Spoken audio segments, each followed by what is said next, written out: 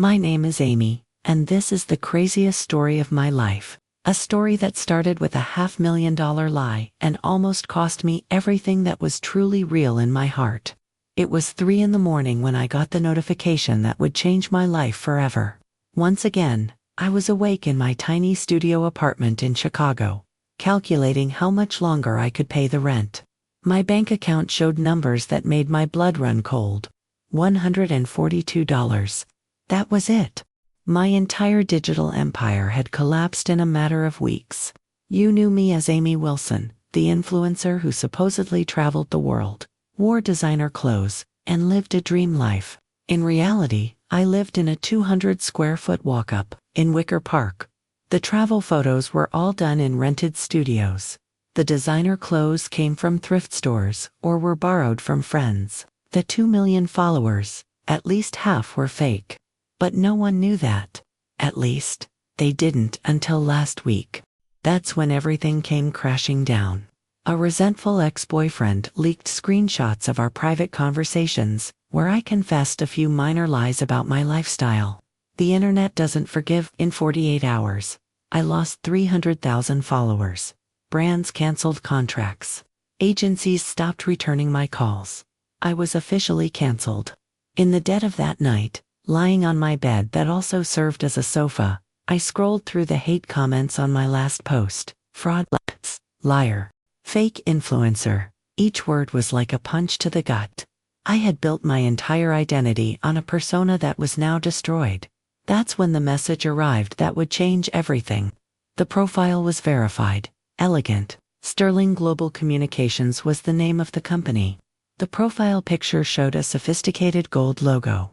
The message simply said, "We have a unique proposal for you. Something that can solve all your financial problems. Interested?" My first instinct was to ignore it. It seemed like a scam, but I was desperate enough to reply. "What kind of proposal?" The response came in seconds. "We can't detail it here. In-person meeting tomorrow, 2 p.m., at the Plaza Hotel in New York. Presidential suite. Ask for Madame Dubois, New York." I didn't even have money for a bus ticket, but something about that message intrigued me. The Plaza Hotel wasn't a place for cheap scammers. And the name Madame Dubois sounded too real to be fake. I sold my only valuable ring, a family heirloom from my grandmother, and bought a train ticket. 7 hours on a bus to New York.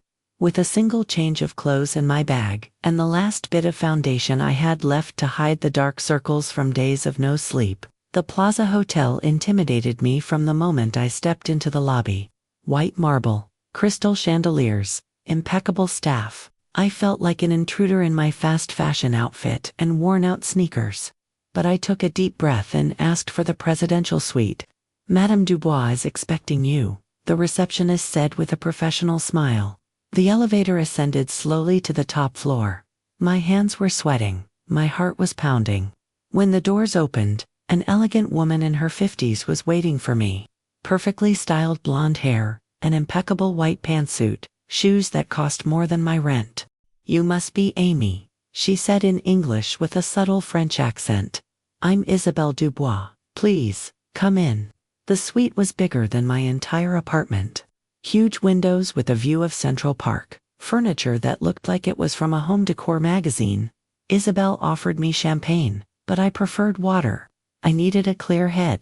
"I'll be direct," she said, sitting elegantly in a leather armchair.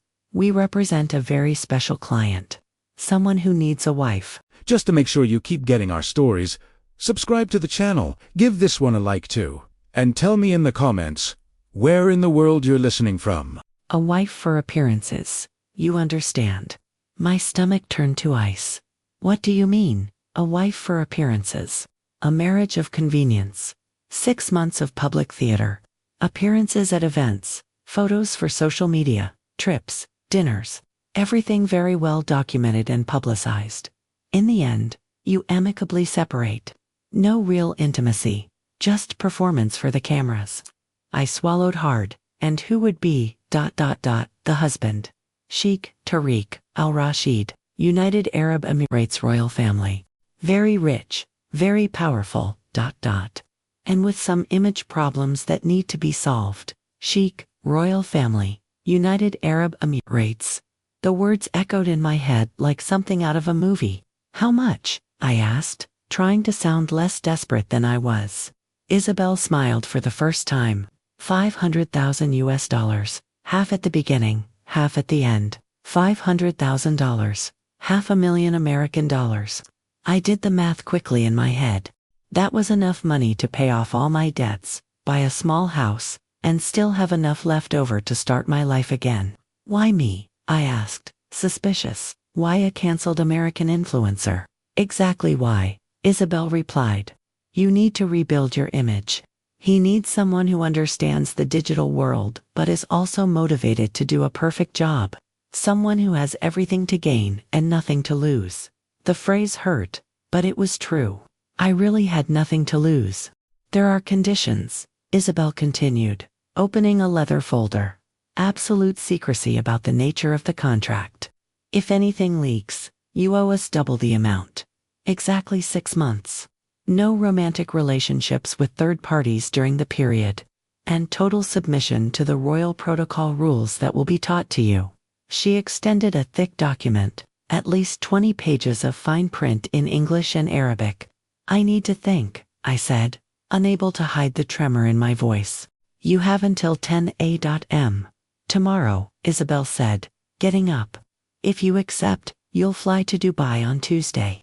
Passport, visas, everything will be provided. Your new life begins immediately.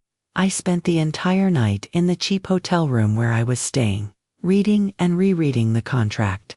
It was real. Terrifyingly real. Clauses about public behavior, appropriate clothing, social protocol, legal consequences of breaking confidentiality. Everything was very serious, very official. At 9:30 the next morning, I was back in the presidential suite. Isabel was waiting for me with the same elegance as the day before. Having breakfast at a marble table. Have you decided? She asked, without looking up from her newspaper. I took a deep breath. I thought about everything I had lost. Everything I could gain. The chance to start over. I accept, I said, and I signed my name on the 20 pages of the contract that would turn me into the fake wife of an Arab sheikh.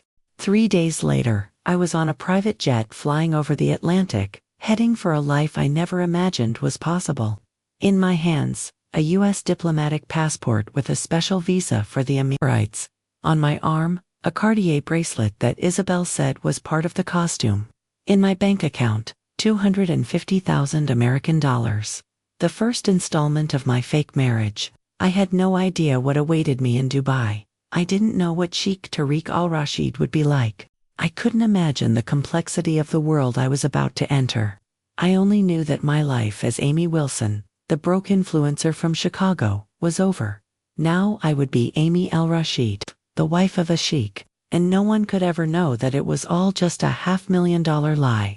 The plane began to descend, and through the window, I saw the first golden lights of Dubai appearing on the desert horizon. My new golden prison awaited me. Dubai greeted me as both a dream and a nightmare. The international airport was more luxurious than any mall I had ever visited. Crystal chandeliers, expensive designer stores, impeccable staff speaking 10 different languages. I felt like Alice falling down the rabbit hole. A tall man in a black suit was waiting for me at the exit. He held a sign with my name in Arabic and English. Mrs. Al-Rashid, he said in English with a British accent. My name is Hassan. I am the Sheikh's personal assistant. Welcome to the United Arab Emirates. Mrs. Al-Rashid. The name sounded strange to my ears. 2 days before, I was Amy Wilson, the indebted Now I was the wife of a man I had never seen in person.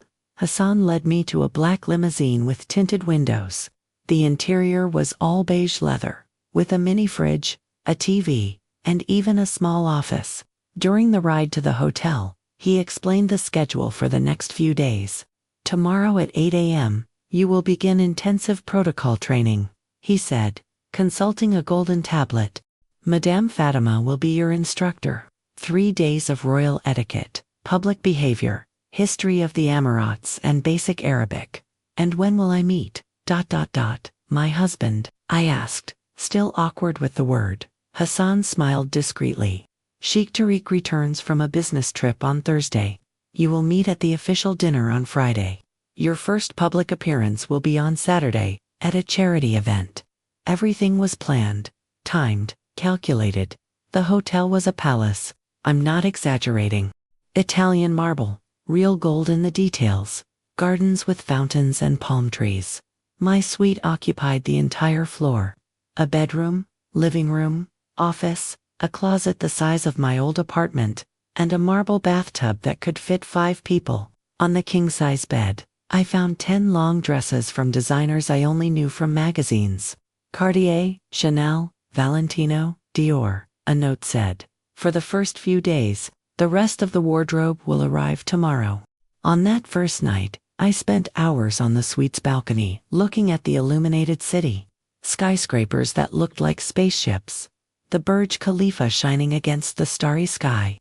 Luxury cars passing on the wide avenues. It was a completely different world from mine.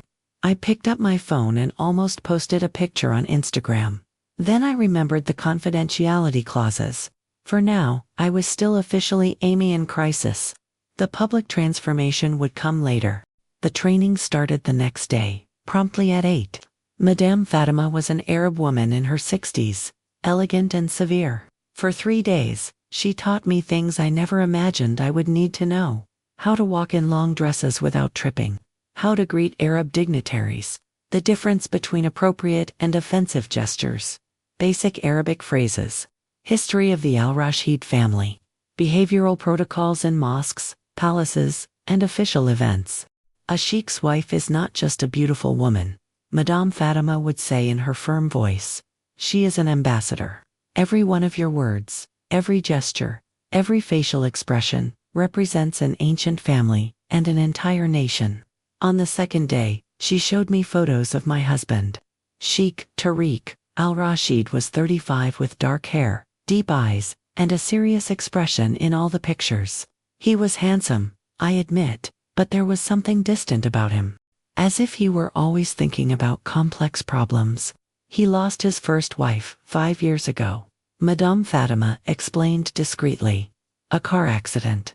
Since then, he has avoided public appearances. The press began to speculate about his personal life. Inconvenient rumors for someone in his position. Ah, now I understood. I wasn't just a fake wife. I was a smokescreen to hide the pain of a widower who didn't want to expose himself again. On the third day, the jewels arrived.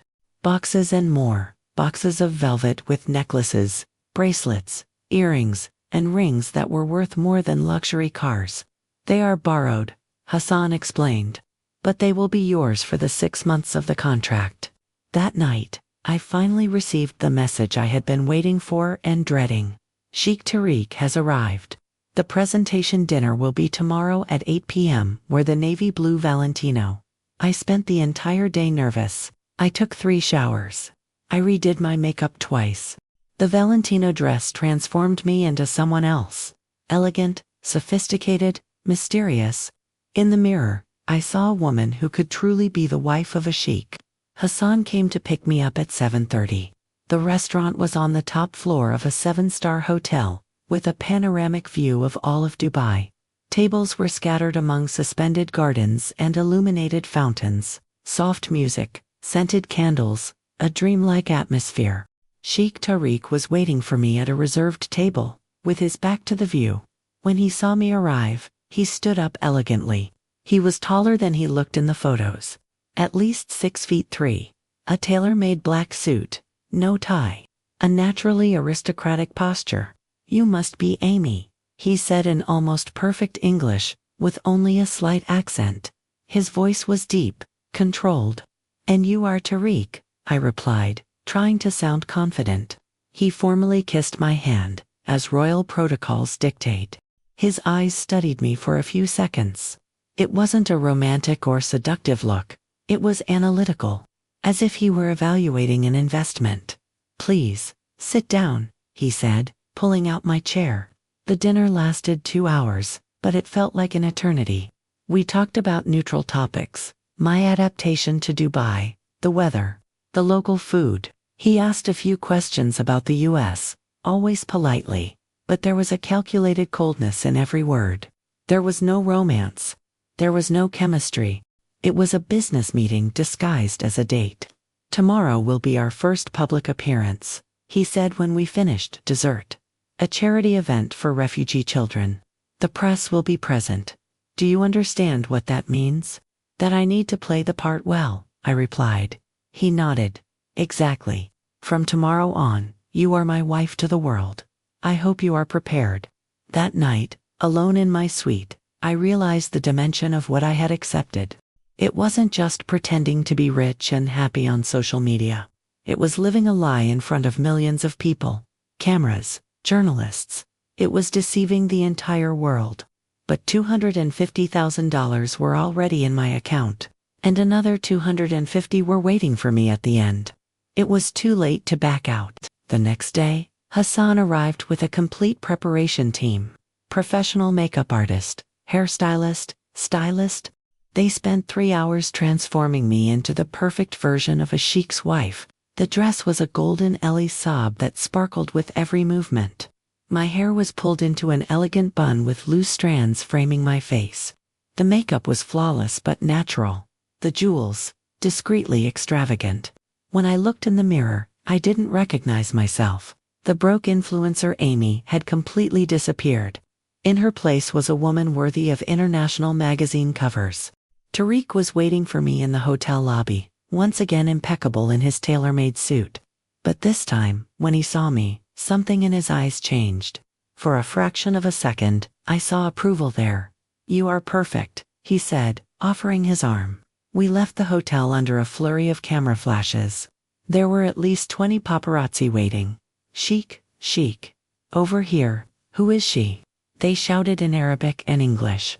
Tariq didn't respond, just guided me to the limousine with the natural elegance of someone born under spotlights. "Smile," he murmured in my ear when we got in the car. "But not too much. You're mysterious, remember?" The event was at the Atlantis, the Palm, the sail-shaped hotel I only knew from photos. A red carpet, Arab celebrities, politicians, businessmen, people who moved billions of dollars with a simple conversation. When we got out of the limousine, the flashes blinded me. Dozens of photographers, television cameras, journalists shouting questions. Tariq kept his hand on my waist, guiding me safely through the chaos. "Sheikh Tariq, is it true you got married in secret? Who is the mysterious American beauty? When was the wedding?" He didn't answer anything. He just smiled politely and waved, keeping me close. I tried to imitate his composure, but my heart was pounding. It was my first experience with this kind of exposure. Inside the ballroom, we were introduced to dozens of important people, ministers, ambassadors, CEOs of multinational companies. Everyone treated me with reverence, calling me Your Highness in English. I had no idea if it was the correct protocol, but I nodded gracefully as Madame Fatima had taught me. During dinner, we sat at a main table with other dignitaries. Tariq conversed fluently in Arabic, English, and French, alternating between languages depending on the person. I smiled, agreed elegantly, and spoke only when directly asked. That's when something unexpected happened. A photographer managed to get close to our table during the main speech. He was clearly drunk and started taking very close photos, bothering other guests. Tariq discreetly called security, but the man insisted. That's when he pointed the camera directly at a neighboring table, where a girl of about 10 was sitting. The daughter of a diplomat, as I had understood. The child was frightened by the constant flashes in her face. Without thinking, I stood up and blocked the camera with my hand. "Stop that," I said in English, firm but polite. "You're scaring the child," the photographer insisted, pushing my hand away. So I positioned myself completely between him and the child's table. I said, "Stop. Take your photos from a distance or you'll have to leave." Security arrived in seconds and escorted the man away. The little girl smiled at me with relief. Her parents thanked me in Arabic, making small bows. When I sat down again, Tariq looked at me with a different expression. There was something like curiosity there, maybe even respect. "You didn't have to do that," he murmured. She was scared, I replied simply. He nodded slowly. It was well done. For the first time since we met, I felt he really saw me. Not as a hired actress, but as a person. The rest of the night passed without incident. We danced a few slow songs for the cameras. We posed for official photos. We made polite conversation with dignitaries. Everything was very protocol-driven, very rehearsed. But something had changed between us. A small crack in the wall of formality he had built. When we returned to the hotel, it was already past midnight. In the elevator, he said, "You did well today, better than I expected." "Thank you," I replied. Then I added, "You're not exactly what I expected either." "What do you mean?" "I thought you'd be more arrogant, more distant." He smiled for the first time. A small, almost imperceptible, but genuine smile. "Maybe I am. Maybe you just haven't gotten to know me well enough yet." The elevator doors opened on my floor. Before I got out, he held my hand briefly. "Get some rest, Amy. We have a busy schedule tomorrow." And for the first time, my name sounded different in his mouth. Less formal. Almost affectionate. That night, lying on my king-size bed, I began to wonder if playing the part of Tariq's wife would be easier or harder than I imagined. Because for a few moments, it hadn't felt like acting at all. The next morning, I woke up to Hassan knocking on the suite door at 7 on the dot. "Mrs. Al-Rashid, the international press is interested in you both. Several interview requests." He showed me tablets with headlines in English, Arabic, and Portuguese. "Mysterious American beauty wins Sheikh's heart. Who is Amy Al-Rashid? The secret wedding that's shaking the Middle East." The photos from the night before were on all the celebrity websites. Tariq and I dancing. Me protecting the child from the intrusive photographer. Our polite smiles for the cameras. In the comments on the articles, thousands of people speculated about our story. "She's beautiful. Arranged marriage, obviously. What a wonderful dress. A greedy American gold digger." Some comments hurt, but most were positive. People were completely buying our fake story. "The Sheikh has approved 3 interviews for this week," Hassan continued. "One for the BBC, one for Al Jazeera, and one for Vogue Middle East. You will need specific training. Training to lie better.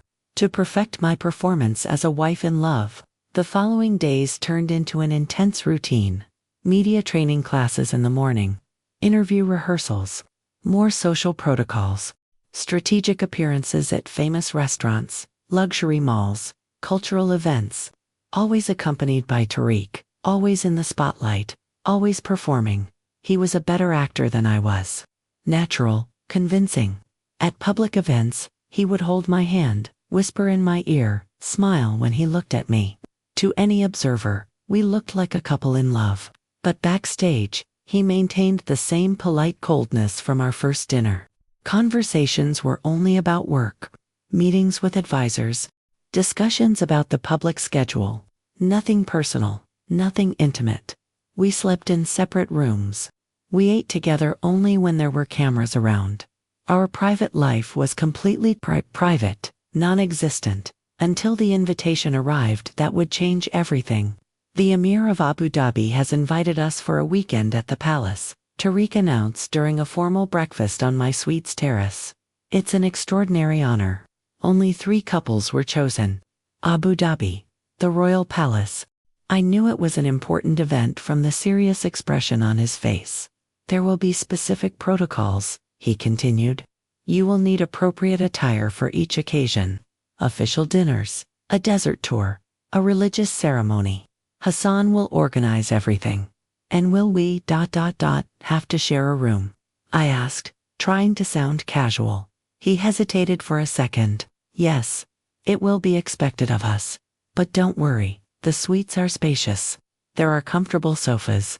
Sharing a room with my fake husband." Another line being crossed in our fake story. The trip to Abu Dhabi was my first experience on a private jet. A 2-hour flight over the desert, with in-flight service worthy of a movie, and a spectacular view of the golden dunes stretching to the horizon. Tariq worked the entire way, answering emails and making calls in Arabic. I pretended to read a magazine. But in reality, I was discreetly observing how he spoke. There was a passion in his voice when he discussed business, an intensity he hid well in public. The Emir's palace was bigger than some neighborhoods in LA, golden towers, endless gardens, fountains that looked like waterfalls. Uniformed staff greeted us with deep bows.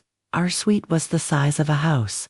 A main bedroom with a gigantic round bed, a living room, an office, a bathroom with a pink marble tub, and a balcony with a view of the royal gardens. "I'll sleep on the sofa," Tariq said immediately, putting his briefcase on the floor. "You don't have to," I replied. "The bed is huge. We can share it without a problem." He looked at me in surprise. "Are you sure?" "We're adults," I said, trying to sound indifferent, "and technically married." On that first night, we slept on opposite ends of the giant bed. At least 6 feet separated us. But it was strange to hear another person's breathing in the same room after so long. On the second day, we went on a desert tour with the other invited couples. 4x4 cars across the dunes, a traditional Bedouin camp, dinner under the stars. That's when the incident happened. During the tour, our car broke down far from the main group. The driver tried to fix it, but we had to wait for rescue. We were alone in the middle of the desert for almost 2 hours. No cameras, no advisors, no official schedule. For the first time since we met, we were just 2 people sitting on a dune, watching the orange sunset paint the sky. "It's beautiful," I commented, hugging my knees. "I used to come here when I was a child," Tariq said, surprising me. It was the first piece of personal information he had shared. "My grandfather would bring me to teach me about Arab traditions. He said the desert made men honest." "And does it?" I asked. He was silent for a while. Then he said, "You are very different from what I expected." "In what way?" "I thought you were just ... a gold digger. Someone doing a job for the money." His words hurt me, even though they were true. "And I'm not." "You are, but you're also ... genuine. What you did with that child yesterday, it wasn't in the script." I laughed bitterly. "Maybe I'm a better actress than I thought. Or maybe you're a better person than you think." We fell silent again. The desert around us was completely quiet. Just the gentle wind on the dunes. "Why did you accept this fake story?" I asked impulsively. He sighed. "My family, my country. They expect certain things from me. Marriage, children, continuity. But IWASN single quotes T ... ready. Because of your first wife." He looked at me in surprise. "You know about Layla. Madame Fatima mentioned it." "I'm sorry." Tariq looked at the horizon. "We were childhood friends. An arranged marriage that became true love. When she died, I thought I would never be able to love anyone again." His voice carried a deep pain, carefully hidden under years of royal protocol. "So you hired a fake wife," I concluded softly. "To buy time. To make them stop pressuring me. To be able to grieve in peace without cameras documenting every moment." I understood then that we were 2 people wearing masks. He was hiding from pain. I was hiding from bankruptcy. Our fake story protected us both. "And you?" he asked. "Why did you really accept?" I could lie. Invent a romantic story about adventure. But the desert really did make people honest. I was broke, I confessed, financially and emotionally. My whole life fell apart in a week. $500,000 seemed like the only way out. "Regret it?" I looked at him. The setting sun illuminated his face, softening the hard lines. For a moment, he didn't look like a distant sheik. He just looked like a man trying to survive his own pain. "I don't know yet," I replied honestly. When the rescue arrived, we returned to the palace in silence. But something had changed between us. A small bridge had been built over the abyss of formality. That night, we slept closer in the giant bed. We didn't touch, but the distance had lessened. On the 3rd day, we attended the religious ceremony at the palace. I wore a long golden dress with a discreet veil, following all the feminine protocols that Madame Fatima had taught me. During the prayer, I watched Tariq. There was a genuine serenity on his face. True faith, another layer of his personality that I was discovering. When we returned to Dubai, Our public routine continued the same.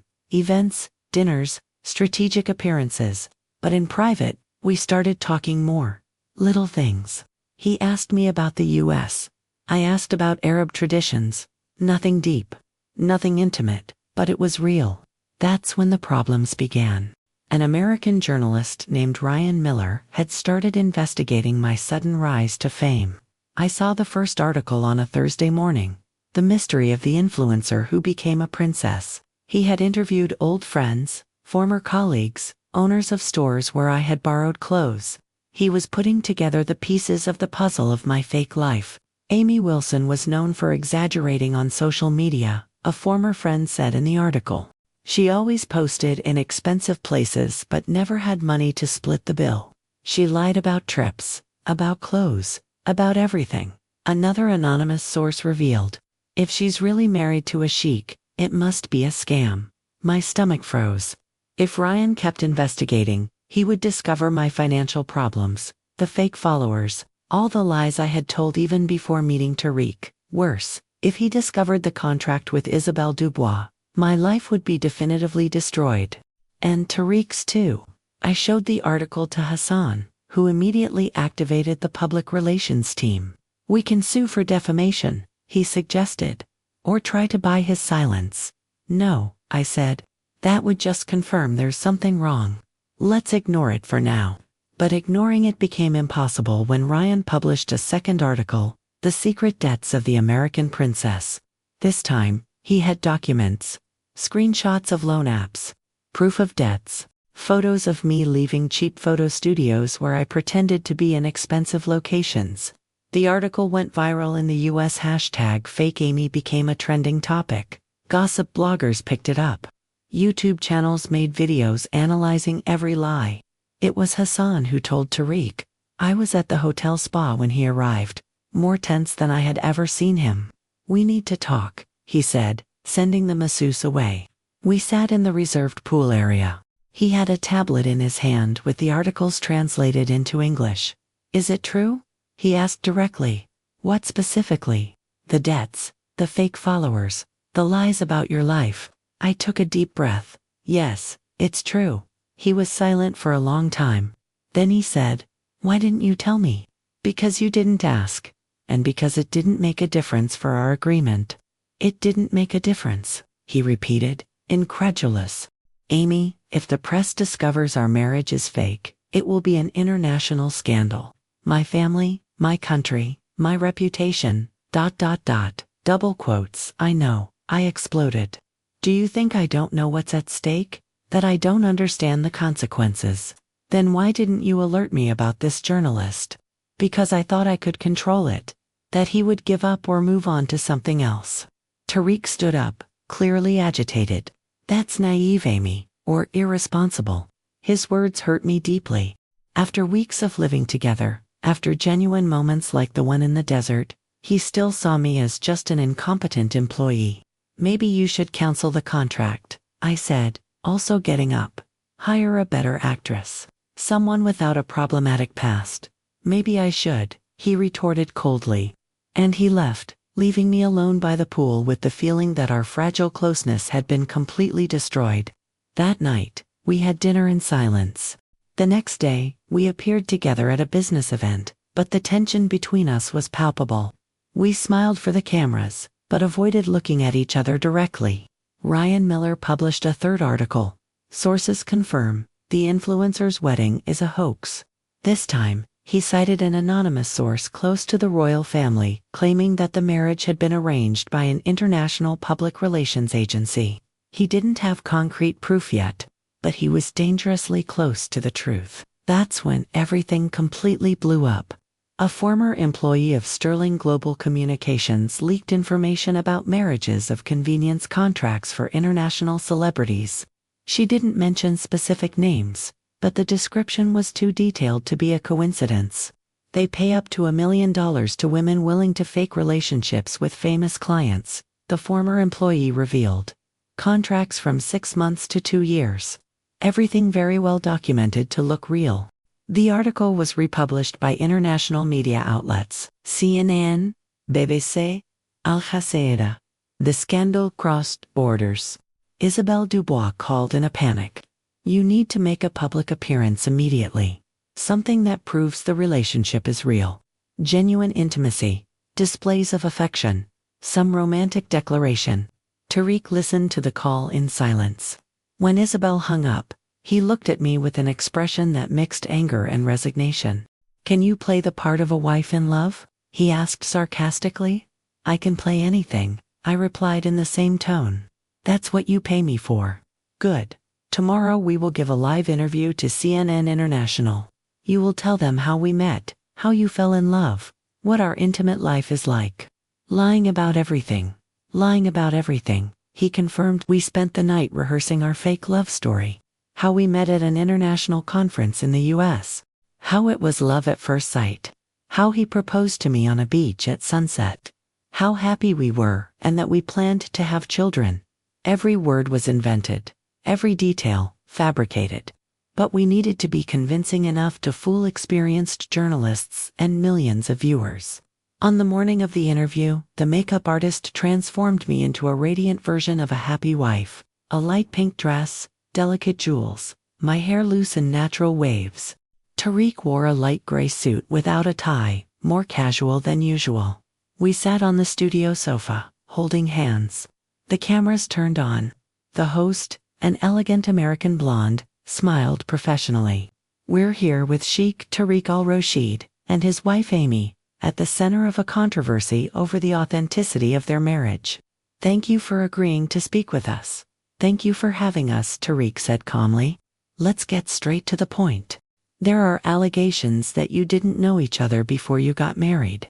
That everything was arranged by a public relations agency. How do you respond to that? Tariq squeezed my hand and looked at me with rehearsed tenderness, with sadness. It's painful to see our love story questioned by people who don't know us. Amy, how did you really meet? It was my turn.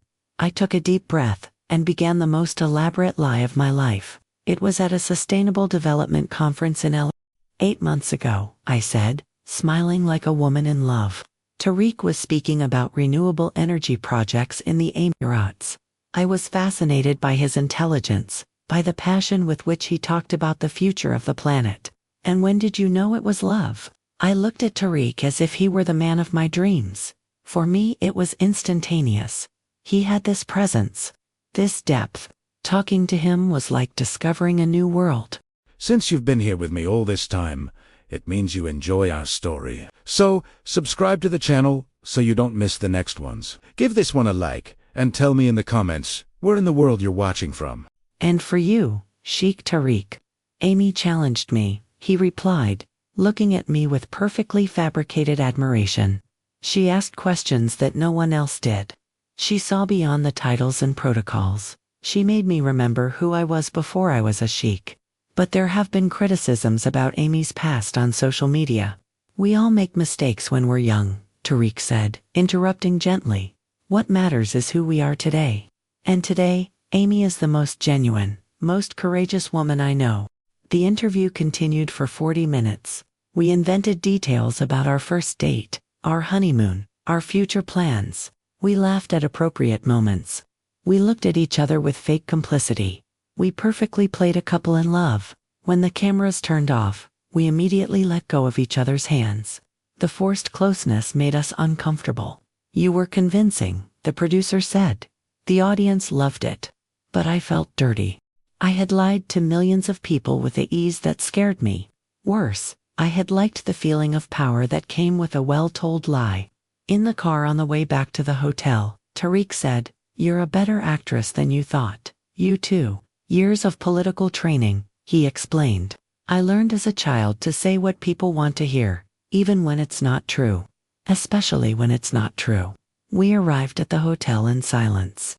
In the elevator, he said, "The interview may have solved the problem temporarily, but that journalist won't give up. Do you understand that?" "I understand. If he gets proof of the contract, ... He won't," I interrupted. "Isabelle is too professional for that." Tariq looked at me with skepticism. "Are you sure?" I wasn't. But I couldn't admit another weakness in front of him. "I am," I lied once again. The elevator doors opened on my floor. Before I got out, he held my hand briefly. Amy, I know our situation is complicated, but we can't afford any more surprises. If there's anything else I need to know, there's not, I assured him. You know everything now. He nodded, but I saw doubt in his eyes. That night, lying in my bed, I realized that our relationship had changed irreversibly. We were no longer two strangers pretending to be married. We were accomplices in an increasingly complex lie. And I was starting to lose the line between what was real and what was a performance. When I looked at Tariq during our public appearances, there were moments when I forgot it was an act. When he held my hand, when he whispered in my ear, when he smiled looking at me, ... For fleeting seconds, I wanted it to be true. It was dangerous, it was stupid, it was impossible. But it was happening. 3 weeks passed without any new journalistic bombs. The interview on CNN had worked. The speculations decreased. The public seemed convinced we were a real couple. Tariq and I returned to our routine of public appearances, always cordial, always professional. But there was a new layer of complexity in our interaction. We knew each other's secrets now. We shared a dangerous complicity. It was during a charity dinner that everything changed again. The event was at the Burj Al Arab, the sail-shaped hotel that symbolized Dubai. International celebrities, politicians, billionaire businessmen, a gala night to raise funds for children's education in the Middle East. I was wearing a blood-red Versace dress that attracted looks from everywhere. Tariq was impeccable in a traditional tuxedo. We perfectly played the powerful and glamorous couple. During dinner, we were introduced to a French socialite, famous for her marriages to rich men. She looked at me with the malicious interest of someone who recognizes a peer.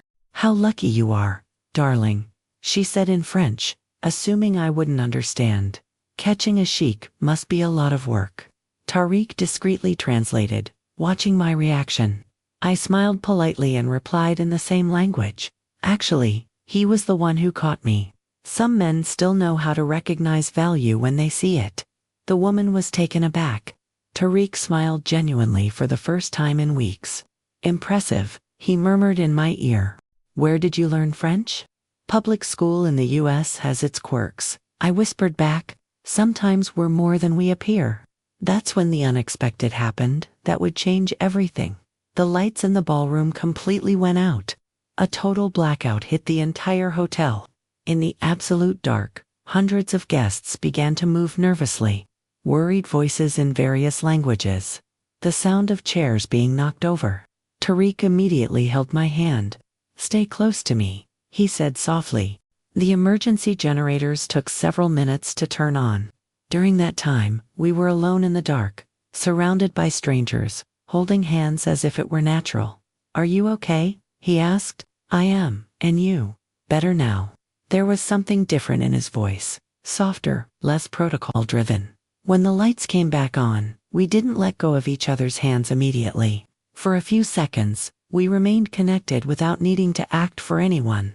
"Ladies and gentlemen," the master of ceremonies announced, "we apologize for the technical inconvenience. The dinner will continue as normal." But something had changed between us during those minutes in the dark. An unplanned intimacy had emerged. For the rest of the night, our conversations flowed more naturally. We laughed at inside jokes. We danced closer. When he whispered comments in my ear about other guests, I genuinely had fun. For the first time, we weren't completely performing. In the car on the way back to the hotel, he said, "Thank you." "For what?" "For defending me from the French socialite. You didn't have to do that. She was rude. But you could have ignored her. Instead, you protected me." I looked out the window as the lights of Dubai passed by. "Maybe I'm taking my role as your wife too seriously." "Maybe," he agreed. Then he added softly, "Or maybe you're just naturally loyal." We arrived at the hotel in silence. But it was a different kind of silence. Less tense, almost ... comfortable. In the elevator he said, "Amy, can I ask you a personal question?" "You can." "Have you ever really been in love?" Before all this, the question caught me off guard. "Why do you want to know?" "Curiosity." "You play the part of a woman in love so well," that I wonder if you've ever truly felt it. I thought about my past relationships. Nothing very deep, nothing that had really moved me. Once, I lied. A long time ago. And you? Besides Layla. He shook his head. Layla was the only one. We married young. She died young. There was no time for anyone else. Do you miss it, love? Every day. The doors opened on my floor. Before I got out, I turned to him. Tariq, what happened in the dark, when you held my hand, ... What about it? It felt real. He looked at me intensely. Maybe it was. And the doors closed between us. That night I couldn't sleep. I kept replaying every moment of the evening. The feeling of his hand in mine. The instinctive protection I felt when the socialite was rude. The ease with which we talked when we stopped pretending. I was dangerously close to developing real feelings for my fake husband. And that wasn't in the contract. The next morning, Hassan came to my suite with a worried expression I knew all too well. We have a problem, he announced, placing a tablet on the breakfast table. The screen showed Ryan Miller's blog with a headline that made my blood run cold. Exclusive, ex-employee reveals details of the influencer's fake contract. This time, he had gotten a source who knew details that were too specific to be ignored. Exact amounts, precise deadlines. Even the name Isabelle Dubois appeared in the article. A reliable source, who requested anonymity, revealed that American Amy Wilson signed a contract for $500,000 American dollars to pretend to be Sheikh Tariq al-Rashid's wife, for exactly 6 months. The operation was allegedly brokered by Sterling Global Communications, a company specializing in relationships of convenience for public figures. My breath caught in my throat. He knew everything. How is this possible? I murmured. Hassan shook his head gravely. Someone from inside leaked information. Isabel has already been contacted, but she denied any involvement. And Tariq, does he know yet? He's on his way. He received the notification 10 minutes ago. Before I could fully process the information, the suite door opened. Tariq entered without knocking, something he had never done before. His expression was a coldness I hadn't seen since our first meetings. Explain this to me, he said, throwing the tablet on the table. I don't know how he got this information, I replied honestly. Are you sure? Because the details are too specific to be a coincidence. Are you insinuating that I'm not insinuating anything. I'm asking directly. Did you leak information to the press? The accusation hit me like a slap. After weeks of living together, after genuine moments of closeness, he still doubted me. How can you think that? I exploded. Why would I destroy my own life? Why would I harm you? Maybe you received a better offer. Maybe Ryan Miller offered you more money for an exclusive confession. That's ridiculous. Is it? You lied about your followers, about your debts, about your entire life. Why wouldn't you lie about this too? His words hurt me deeply, especially because, deep down, I understood his logic. My history didn't inspire confidence. Believe what you want, I said, getting up from the table. But it wasn't me. Then who was it? I don't know. Maybe someone from Sterling. Maybe a hotel employee. Maybe anyone who had access to confidential information. Tariq was silent, analyzing my reaction. Then he said, "The contract is cancelled." I felt the floor disappear beneath my feet. What? You heard me. I can no longer trust you. I can't run the risk of more leaks. The agreement is over, Tariq. Please. You will only receive the first installment. $250,000. Considering the agreement was broken due to security issues. But I didn't break it. Someone sabotaged us. It doesn't matter anymore. The damage is done. Hassan approached discreetly. Sheikh, the press is already positioning themselves in front of the hotel. We need a strategy for her departure. Her departure? As if I were a criminal being kicked out. Arrange a flight to Chicago tonight, Tariq ordered. Discreetly. Without a fuss. And what if I refuse to go? I asked. Desperate. Then you will be escorted by security.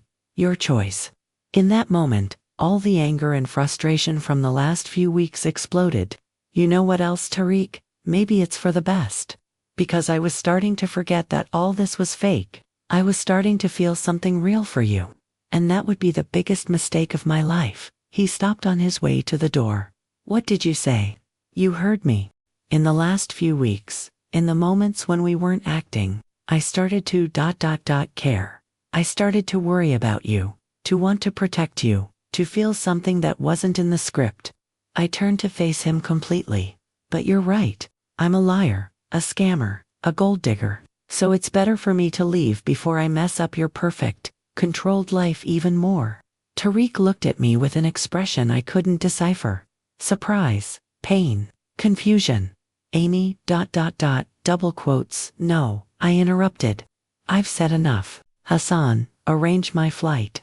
I want to get out of here as soon as possible. And I left the room, leaving behind the man I had started to love and the life that was never really mine. 2 hours later, I was on the plane back to the US. No jewels, no designer dresses, no diplomatic escort. Just me, a small bag, and my phone full of notifications from journalists wanting interviews. During the flight, I read all the articles about our scandal. The comments were cruel. American scammer. Characterless gold digger. Sheikh was an innocent victim of a hoax. My image was destroyed internationally. Even the $250,000 wouldn't make up for the damage to my reputation. But the pain in my chest wasn't for the ruined career or the lost money. It was for having left behind something that, in the last moments, had become real. We landed in Chicago on a rainy Tuesday. The airport was full of paparazzi waiting. Flashes, shouts, microphones extended in my direction. Amy, is it true you scammed the Sheikh? How much did you get for the fake marriage? Are you going to give the money back? I ignored them all and headed for the exit, where a taxi was waiting for me. During the ride to my old apartment, which was fortunately still rented out, I reflected on the last few months. I had entered this story as a desperate woman lying for money. I was leaving as a destroyed woman who had discovered something true in the middle of the lie. And the worst part, I no longer knew which version of me was real. 6 months passed since I returned from what the press called the hoax of the century. 6 months trying to rebuild a life that had been demolished twice. The money from the Emirates allowed me to pay off my debts and buy a small apartment in Lincoln Park. Nothing luxurious, but it was mine. Truly mine for the first time in my life. I left social media completely. I couldn't deal with the exposure anymore, with the comments, with the constant need to pretend to be someone I wasn't. Instead, I got a job at a nonprofit organization that worked with education for at-risk children. The salary was a fraction of what I earned as an influencer, but the work had purpose, real meaning. I helped children learn to read, organized fundraising campaigns, visited families in underserved communities. I was invisible, anonymous. And for the first time in years, I was at peace with myself. The press had lost interest after a few weeks. Other scandals took the place of ours. Tariq returned to his discreet life as a single sheikh, rarely appearing at public events. I tried not to search for him on the internet, but sometimes I failed. There were occasional photos in financial newspapers, always alone, always serious. He seemed to have returned to the isolation he maintained before he met me. Did he miss me? Did he remember the real moments we had? Or had I just been an inconvenient episode in his life? I tried not to think about it, but the memories appeared at the most unexpected times. The smell of his perfume, the feeling of his hand in mine during the blackout, the honest conversation we had in the desert. It had been real for me, at least in the end. It was on a Thursday in October that my life changed again. I was organizing a book drive for children in downtown Chicago. A small event, for low-income families. Nothing glamorous, nothing that would attract media attention. I was handing out books to children when Hassan appeared. I recognized him immediately, even though he was dressed casually, without his usual impeccable suit. My heart raced. "Hello, Amy," he said in English, approaching discreetly. "Hassan, what are you doing here?" "Sheikh Tariq is in the US business trip. He has been for a few days." My stomach turned to ice. "And? He heard about your work here. About the nonprofit. He was, interested. Interested in what?" Hassan looked around, observing the children playing with the new books. The parents thanking them emotionally. The simple but warm environment. In seeing who you have become away from the cameras, he finally said. Before I could answer, a familiar voice sounded behind me. Auntie Amy, can you help me read this word? It was Miguel, an 80-year-old boy I had been mentoring for 3 months. The son of a janitor, super smart, loved adventure stories. Of course, me, I said, crouching down to his level. That's when I saw him. Tariq was standing about 30 feet away, half hidden behind a tree in the park. He was wearing jeans and a simple shirt, dark sunglasses, trying to go unnoticed. But I would recognize that posture anywhere. My heart stopped for a second. Then it started beating uncontrollably. Adventure, I read to Miguel, trying to keep my voice steady. Adventura, adventure, he repeated, smiling. Like yours, Auntie. Didn't you live in a palace? The innocent question made me swallow hard. Some children knew about my famous past, but I always brushed it off. A palace is only in storybooks. Me. Real life is here, with you. He nodded and returned to his book. When I looked up, Tariq had disappeared. Hassan was still there, observing my interaction with the child. He wants to talk to you, he said softly. When? Now. If you want. I looked around. The event was ending. The other volunteers were already organizing the remaining books. I could leave without causing any problems. Where there's a cafe, 2 blocks from here, a discreet place. I took a deep breath. 6 months later, I would finally see Tariq again. Give me 10 minutes to say goodbye to the kids. Hassan nodded and walked away. I spent the longest 10 minutes of my life saying goodbye to the little ones. Putting away materials. Trying to act normal while my heart was pounding as if it were going to explode. The cafe was small and cozy, frequented by university students and local artists. Nothing that resembled the 5-star restaurants where we used to dine. Tariq was sitting at a table in the back, with his back to the door. Even from a distance, I recognized the tension in his shoulders. I walked slowly, trying to control my nervousness. When I sat down across from him, he looked up. He was different, thinner. There were lines of fatigue around his eyes. But he was still the most handsome man I had ever seen. Hello, Amy, he said softly. Hello, Tariq. We were silent for a few seconds, just looking at each other. 6 months of longing and unsaid words weighed in the air between us. How are you? He finally asked. Good. Different, but good. And you? Surviving. The waiter approached. Tariq ordered black coffee. I ordered a cappuccino, more to have something to do with my hands than because I wanted to drink it. I saw you with the children, he said when we were alone again. How long have you been watching me? 3 days. The confession surprised me. 3 days. Why? Curiosity. I wanted to see who you had become after, ... everything. And what did you discover? He smiled slightly, the first genuine smile I had seen on his face. That you found something I could never give you. What? Authenticity. The word caught me off guard. What do you mean? In the 6 months we were together, you were always performing. The perfect wife, the glamorous influencer, the sophisticated woman. Today I saw you being just ...